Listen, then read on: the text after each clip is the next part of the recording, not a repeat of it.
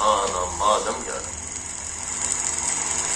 اللہ کا بہت بڑا احسان ہے انسانوں پر کہ اللہ ان کے لیے موت کے بعد کی زندگی کی تفصیلات اپنی کتاب کے ذریعے بیان کرتا ہے۔ یہ علم کی کتاب ہے۔ علم کیسے حاصل ہوتا ہے؟ عقل سے حاصل ہوتا ہے۔ سمجھ نہیں آیا؟ اس سے یہ بات ثابت ہوئی کہ علم کی کوئی بات بھی عقل کے خلاف نہیں ہو سکتی، تجربے مشاہدے میں غلط نہیں ہو سکتی۔ دیکھیے، میں ہر درس میں یہ بات دہراتا جا رہا ہوں اس لیے کہ آپ حضرات بھی اس کے چھوڑیں۔ یہ ایک ایسا معیار ہے، ایک ایسا پیمانہ ہے جس کے ذریعے ہم حق اور باطل کو معلوم کر سکتے ہیں۔ اگر یہ بات ہمارے ذہن میں نہ ہو تو یاد رکھیے، ہر وہ چیز جو خوشنما معلوم ہو آپ اس کو حق سمجھیں۔ اللہ تعالیٰ اپنی کتاب میں اس بات پر بہت زور دیا ہے۔ قرآن کی دعوت عقل والوں کے لیے۔ اللہ خود فرمایا کہ ہم نے قرآن کو نازل کیا جس میں تمہارا ذکر ہے، افلا تعقلون، کیا تم عقل سے کام نہیں لیتے؟ یہ ہے پروردگار کی بات۔ چونکہ علم کی باتیں الفاظ ہی کے ذریعے دی جا سکتی ہیں، ہر لفظ کے کئی کئی معنی ہوتے ہیں۔ پروردگار کا اتنا بڑا کرم ہے کہ اپنے کلام کا منشا سمجھانے کے لیے ہمیں میں سے ایک انسان کو منتخب فرمایا، اس کے ذریعے اپنے کلام کا منشا، اپنے احکام پر عمل کرنے کا طریقہ بتایا۔ اس معاملے میں اللہ تعالیٰ مکمل ذمہ داری اپنے لیا ہے کہ میں اس کی حفاظت کروں گا۔ نحنو نزلنا الذکر وإنا لہ لحافظون، ہم ہی اس قرآن کے نازل کرنے والے ہیں اور ہم ہی اس کے محافظ ہیں۔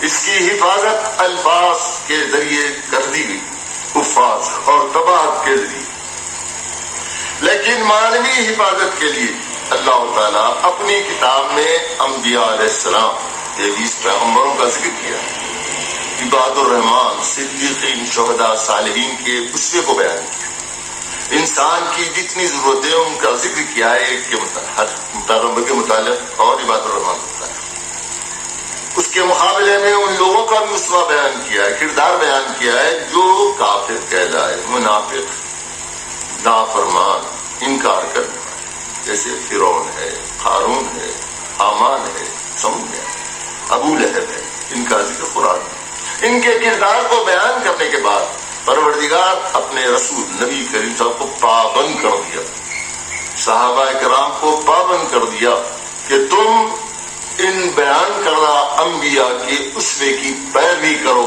یہ ہدایت یافتہ لوگ تھے۔ پھر آپ کی زبان سے بھی کہلوایا ان اتبع الا ما یوحی الی، میں اسی چیز کی پیروی کرتا ہوں جو میرا پروردگار میری طرف وحی کرتا ہے۔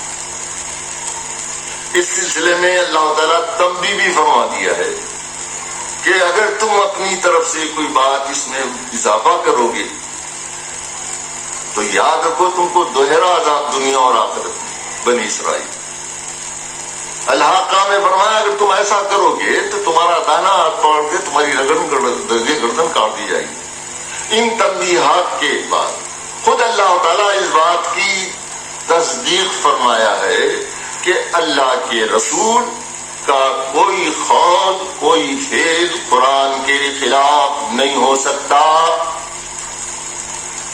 خود اللہ تعالیٰ یہ بات فرمایا ہے سورہ نجم کی آیت، ان ہوا الا وحی یوحی وما ينطق عن الهوى، وہ اپنی ہوائے نفس سے کچھ نہیں کہتا، جو کچھ کہتا ہے وحی کی بنا پر۔ یہ پروردگار کی بات ہے نا بھائی۔ اب اگر ہمارے سامنے حدیث کے نام سے کوئی ایسی بات آ جائے جو قرآن کے خلاف، یہ بات معلوم ہونے کے لیے ضروری ہوا کہ ہم قرآن پڑھیں۔ بغیر قرآن پڑھے ہم بولیں تو کل دو دم میں ٹھکانا ہوگا بھائی، سمجھ میں آیا؟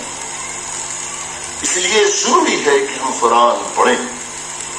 نبی کا ارشاد ہے ہر مسلمان مرد عورت ایک دفعہ کم از کم قرآن سمجھ کے پڑھیں. ہم قرآن پڑھیں گے تو معلوم ہوگا ہم کو، خالی ایک دفعہ پڑھ لیے نہیں بلکہ ہر روز پڑھنا چاہیے. یہ چیز ہم روز پڑھنا چاہیے. ایک وحید الدین خان صاحب لکھے ایک اپنے سفر میں شماری ہند پھر کیا ہے، وہاں یہ بیان کر رہے ہیں کہ یہ لوگ غیر مسلم حضرات، ہندو حضرات، باضابطہ ان کے پاس آشرم ہیں، پاٹھ شالے ہیں، جہاں روزانہ گیتا کا درس ہوتا ہے، جہاں روزانہ بلا ناغہ گیتا کا درس ہوتا ہے. اور آج مسلمان کیا کر رہے ہیں؟ قرآن ثواب کے لیے پڑھیں، ہر حرف کو 10 نیکیاں بس گھٹ ہے، دم کرنے کے لیے پڑھیں، تعویذ کے لیے پڑھیں. اور کیجیے، عقل ہے، اس کائنات کا جو نظام ہے اسباب کے تحت ہے، بغیر اسباب کے ایک گھوٹا بھی نہیں ملتا. مگر اس کے باوجود ہمارا عقیدہ کیا ہے؟ پھوک مارے تو، تعویذ بن لیے تو، نبوست بدگت جات سوچو. تو عرض یہ کر رہا تھا میں کہ قرآن پڑھیے، نہیں پڑھیں گے آپ تو کل اللہ کے پاس بچ نہیں سکتے آپ. کیونکہ اللہ فرمایا اگر کوئی قرآن پر ایمان رکھتا ہے تو اس کے لیے فرمایا الذین آتیناہم الکتاب یتلونہ حق تلاوتہ اولئک یؤمنون بہ. سورہ بقرہ 15واں رکوع، اس میں فرمایا جس کو ہم کتاب دیتے ہو، کتاب کو اس طرح پڑھتے ہیں جس سے اس سے پڑھنے کا حق ہے. کتاب کو پڑھنے کا حق ہر سب سمجھ سکتا ہے، سمجھ کے پڑھنا ہے بھائی جان، عمل کی نیت سے پڑھنا ہے. اللہ کی کتاب ہے، یہی دراصل اس کتاب کو ماننے والے، اس پر ایمان رکھنے والے ہیں.